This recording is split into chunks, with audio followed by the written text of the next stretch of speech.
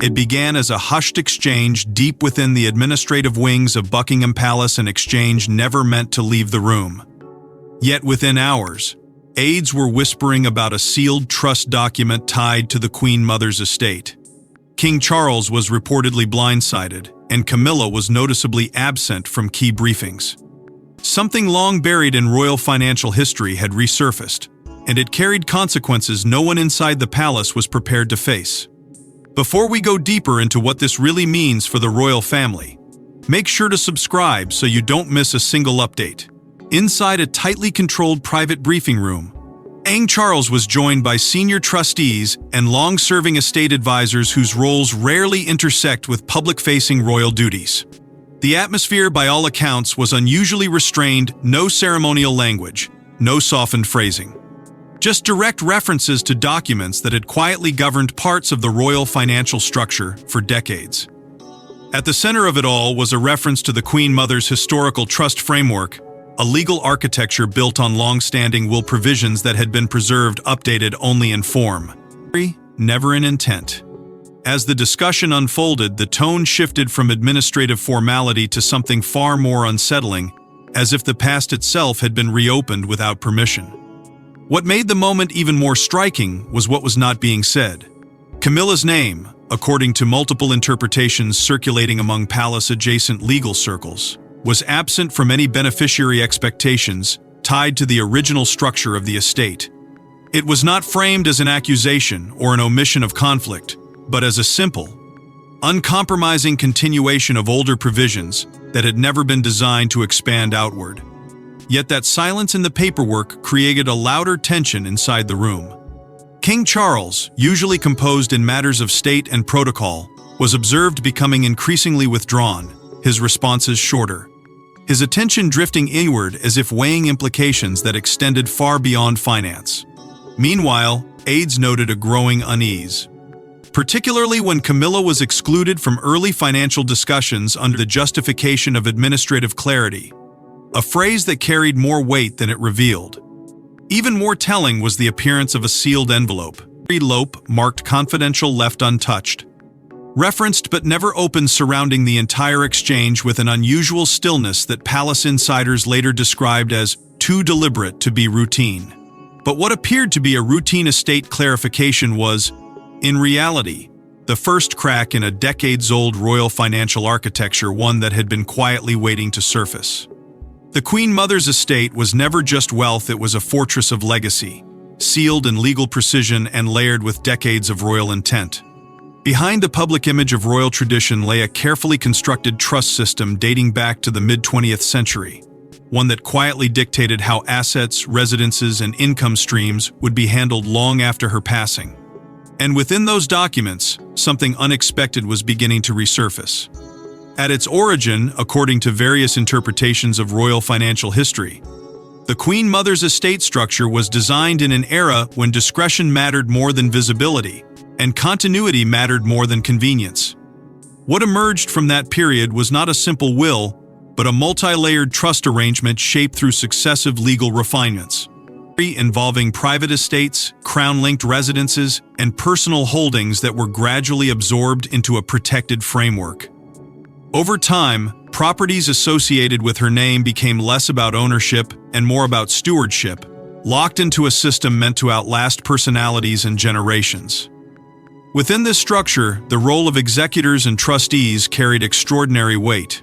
Palace-adjacent legal observers often describe such arrangements as self-reinforcing, meaning that once established, they resist reinterpretation unless formally dismantled, which rarely happens in royal practice.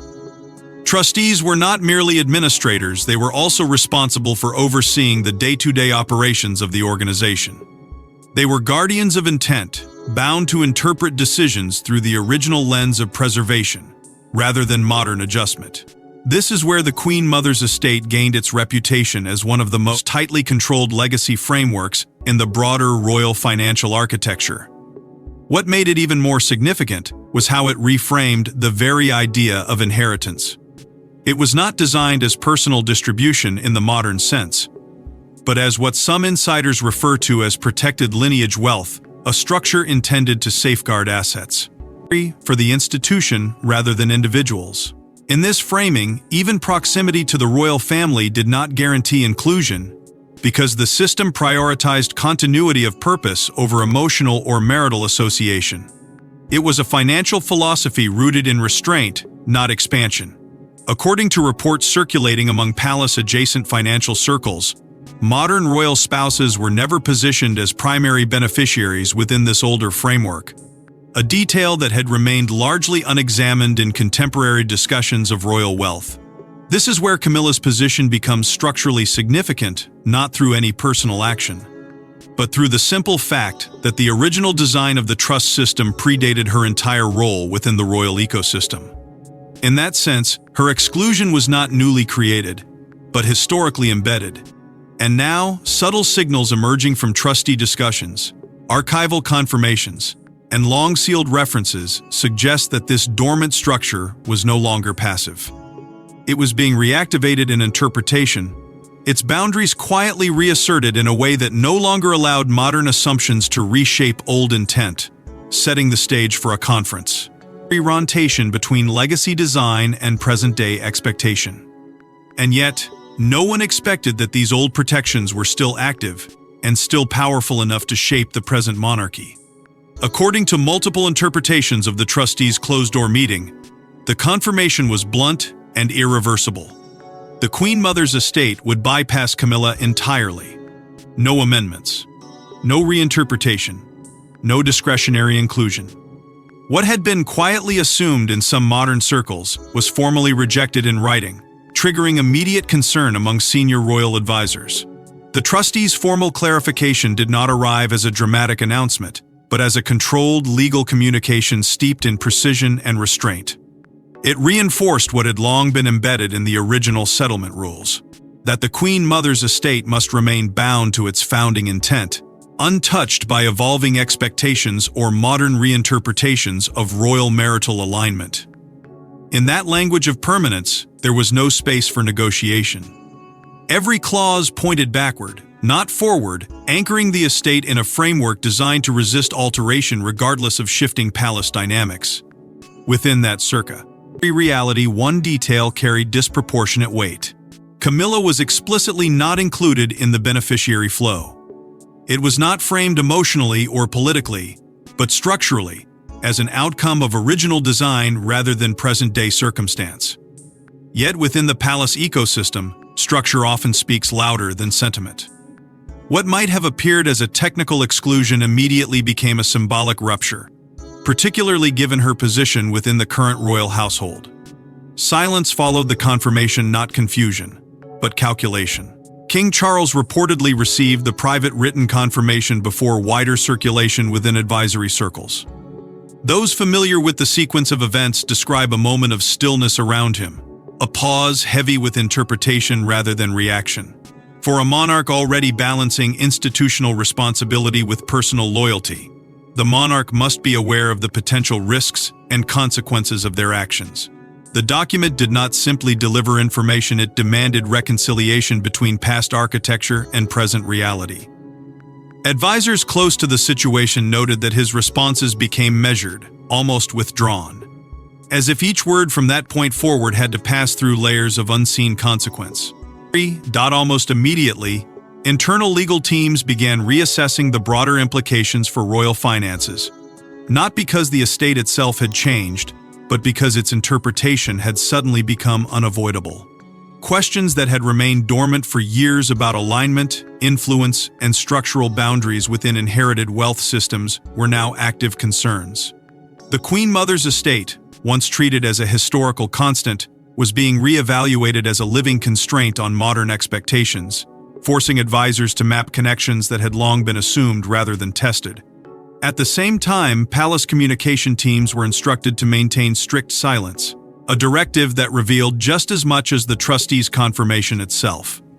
Silence in this context was not absence, it was containment. The priority was no longer explanation, but control of narrative pressure.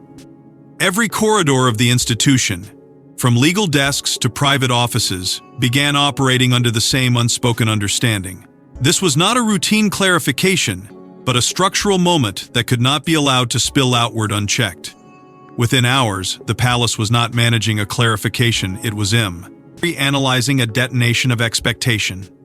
Sources close to the royal household suggest Camilla was visibly unsettled upon learning the trustee's position, reportedly viewing it not just as a financial exclusion, but as a symbolic rejection embedded deep within royal legacy structures.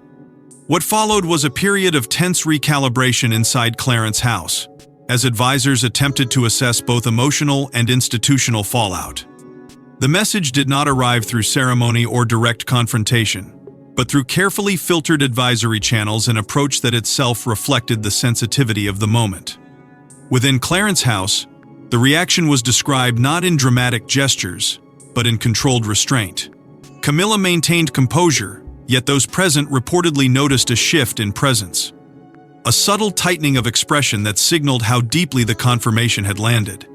It was not simply about assets or legal positioning, it was about placement within a legacy structure that had suddenly made its boundaries unmistakably clear.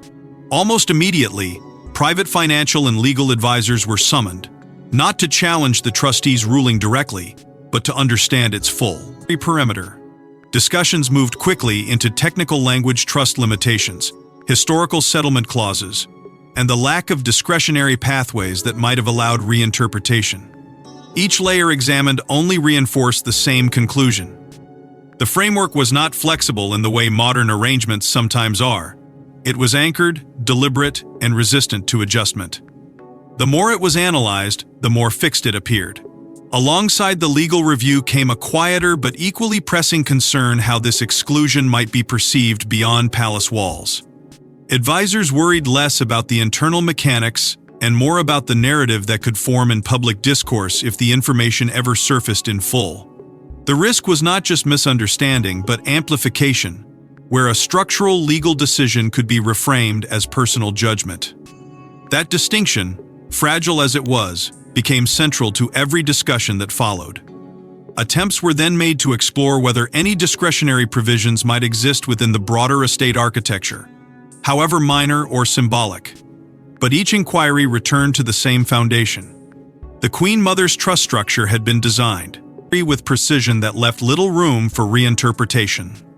What had once been seen as historical rigidity was now revealing itself as enduring legal architecture, untouched by time and resistant to modern recalibration. With each confirmation, the sense of finality deepened. Gradually, what emerged inside Clarence House was not just concern but recognition. Recognition that the framework in question was not reacting to current dynamics, it had been waiting, unchanged, while generations of royal evolution unfolded around it. That realization introduced a new kind of tension, one rooted not in what could be changed, but in what could not. But the true weight of the decision was not felt in Clarence House first, it was felt in the king's private chambers. King Charles, already navigating the immense pressures of illness, duty, and monarchy transition, is said to have been deeply affected by the trustee's confirmation. Insiders describe a moment of profound silence, less political, more personal, where legacy, marriage, and institutional responsibility collided in ways that could not be easily separated. In the aftermath of the confirmation, the king was confronted not with debate, but with finality. The legal clarity of the trustee's position left no room for reinterpretation, and yet its emotional weight extended far beyond paperwork. For Charles, the issue was never just procedural, it was deeply intertwined with the fragile balance between personal loyalty and institutional duty. Camilla stood at the center of that tension, not as a challenger, but as a presence now positioned outside the boundaries of a legacy system that had been quietly reaffirming itself without negotiation. Those close to the situation describe an atmosphere where silence became more telling than speech. Meetings continued in form, but his engagement reportedly shifted. There were pauses, extended reflections, moments where discussions moved forward without his immediate input. It was not withdrawal in the traditional sense, but something quieter and more complex, a recalibration under pressure. The weight of responsibility did not disappear, it simply moved inward. At the heart of this strain lay the enduring authority of the Queen Mother's legacy, a symbolic anchor that still exerts influence across the monarchy's internal frameworks. Her estate structure, long treated as historical found, creation rather than active force, had now revealed itself as something still operational in effect. For Charles, this meant confronting not only a legal boundary, but a generational one, an inheritance system that carried the imprint of a different era, yet continued to define present realities with uncompromising precision. Within advisory circles, attempts were made to soften the interpretation. The phrase most often repeated was historical continuity, not personal rejection, a framing designed to separate emotion from structure. It was an effort to preserve equilibrium, to ensure that institutional trust did not fracture under the pressure of private consequence. But even within those carefully chosen words, there was an acknowledgement of something unavoidable. The system was not responding to individuals, it was enforcing design. As the implications settled, Charles reportedly stepped back from select meetings, not as a formal retreat, but as a temporary withdrawal from decision-heavy environments. Those moments of absence were not filled with announcement or explanation, only adjustment. A monarch accustomed to balancing competing pressures now found himself positioned within a framework that allowed less flexibility than anticipated, where legacy architecture operated independently of present intent. And beneath it all, a deeper realization continued to take shape, the sense that what had been revealed was not a dispute to be resolved, but a structure to be understood. The architecture of inheritance, once assumed to be adaptable, was proving itself otherwise, reinforcing boundaries that could not be easily redrawn. And while the king processed the implications privately, others inside the royal machinery began preparing for structural response. Behind palace doors, senior royals and advisors began what insiders describe as a quiet containment strategy, not to reverse the trustee's decision, but to ensure its consequences did not destabilize the wider structure of royal governance. The focus shifted from emotion to control, from shock to protocol. What emerged in the hours following the trustee's confirmation was not panic, but precision. Senior advisors moved into coordinated assessment, reviewing financial exposure, constitutional sensitivity, and the broader implications for how legacy trusts interact with the modern monarchy. Every detail was treated, as a potential pressure point. Nothing was considered too small to matter. In this environment, stability was not assumed, it was actively constructed, step by step, through controlled decisions designed to prevent escalation. At the same time, an informal alignment began to take shape among key institutional figures, particularly Prince William and Princess Anne, alongside long-serving loyalists who had spent decades safeguarding the monarchy's operational continuity. Their position was not framed as opposition or correction, but as reinforcement, an effort to ensure that the institution remained insulated from interpretive collapse. Within this alignment, the priority was clear. The monarchy itself must remain untouched, even if surrounding expectations were shifting under pressure. The emphasis quickly turned toward preserving public confidence, a factor always present in royal decision-making, but now carrying heightened urgency. Advisors understood that perception could easily drift ahead of fact if left unmanaged. As a result, carefully structured internal messaging began circulating, designed not to reveal, but to stabilize. The language was deliberate, avoiding speculation, rigors, and steering discussion back toward continuity, tradition, and institutional resilience. Even silence was calibrated, used as a protective layer rather than an absence of communication.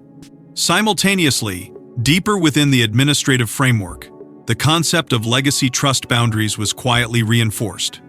It was not a new policy, but a renewed emphasis on existing structural limits and acknowledgement that certain historical frameworks, once activated in interpretation, could not be reshaped without consequence. This reinforcement acted as an internal anchor, reminding all involved that the system was defined as much by what it excludes as by what it includes. In that clarity, the institution sought stability, even if it came at the cost of discomfort. Within this recalibration, Camilla's advisory access to financial discussions was subtly reduced, not through public declaration, but through procedural narrowing. Meetings continued, but the scope of her involvement in estate-related briefings became more limited, more filtered, and increasingly indirect. Those observing the shift noted that it was not framed as exclusion, but as refinement of roles and adjustment designed to reduce friction during a sensitive structural moment. Still, the effect was unmistakable within the internal rhythm of decision-making. And yet, even as containment strategies took shape inside the palace, they were already being tested by forces beyond its control. But containment inside the palace could not prevent the ripple effects already spreading beyond its walls. What began as a private trust clarification soon evolved into a silent but unmistakable divide within the royal ecosystem. Courtiers reportedly began adjusting access, briefings, and expectations, as if an invisible line had been redrawn overnight. The Queen Mother's estate had not changed, but the meaning attached to it had. In the days that followed, the change was not announced, nor formally acknowledged, but it was deeply felt within the rhythm of palace operations. Courtiers, long accustomed to predictable flows of information and influence, began to subtly recalibrate how financial discussions were handled. Access to certain briefings became more selective, timing more controlled, and the language surrounding estate matters noticeably more cautious. It was not a rupture in structure, but a recalibration of who stood closest to its most sensitive points. Beneath this surface adjustment, a quieter shift in influence dynamics began to take hold within household structures. Authority was no longer measured solely by position or title, but by proximity to legacy frameworks that now carried renewed weight. Those aligned with long-standing institutional continuity found their standing reinforced, while others discovered that their access once assumed was now conditional, filtered through newly emphasized boundaries. The monarchy did not declare change, yet change was unmistakably present in every interaction that followed.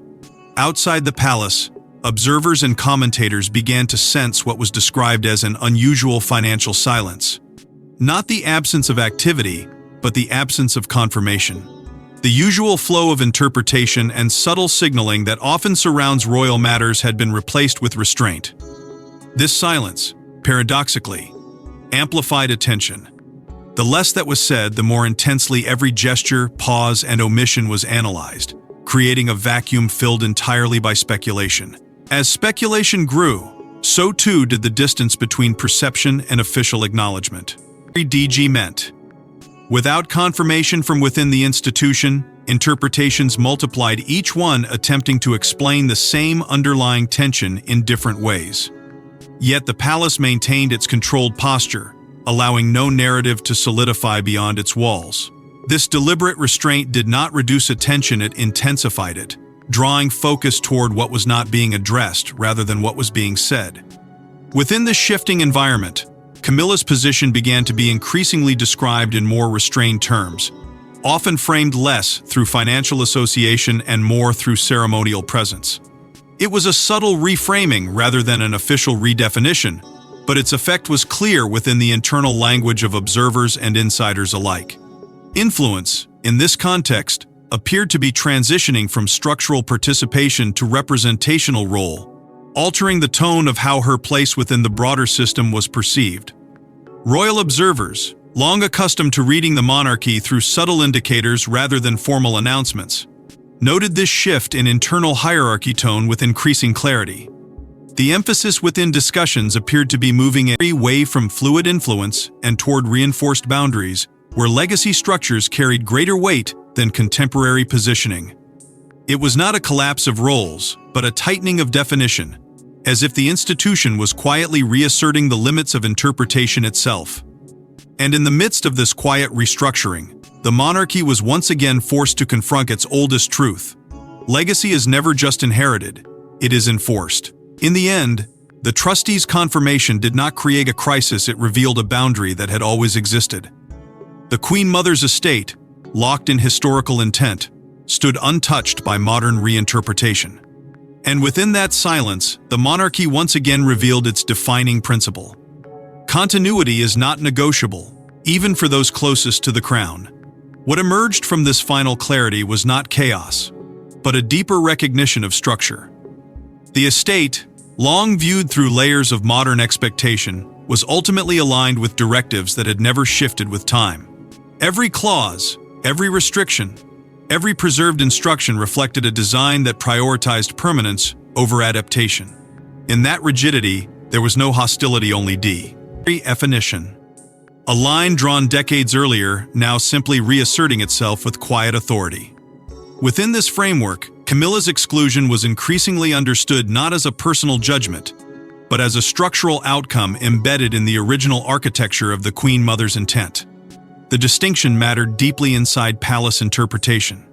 It reframed the entire narrative from one of individual inclusion to institutional design, where eligibility was not influenced by proximity or status, but by the boundaries set long before present roles existed.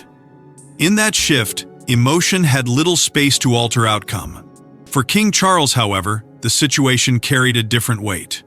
Positioned between emotional loyalty and institutional responsibility, he found himself navigating a reality where neither side could be dismissed. The personal and the constitutional no longer ran parallel, they intersected in ways that demanded acceptance rather than resolution.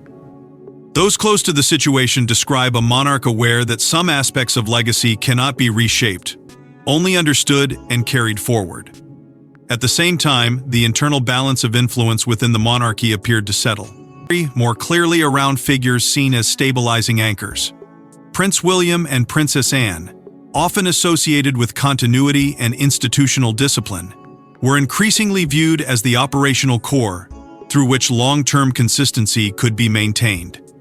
Their presence did not signal disruption, but reinforcement and embodiment of structure over sentiment, and continuity over reinterpretation. As these dynamics settled, the monarchy's broader position hardened into something more defined. The continuity doctrine, long implicit in royal tradition, was now being expressed with renewed clarity. Adaptation remained possible in tone and presentation, but not in the foundational architecture of legacy itself. What could evolve was perception, what could not change was structure. That distinction became the silent rule guiding every subsequent decision. In this final framing, legacy emerged not as memory, but as control sealed, deliberate, and enduring beyond individual preference. And as the palace doors close on yet another unseen dispute, one truth remains unspoken but absolute: the crown does not bend to expectation. It bends only to legacy. Thanks for watching. Please don't forge. To like and subscribe, and we will see you in the next one.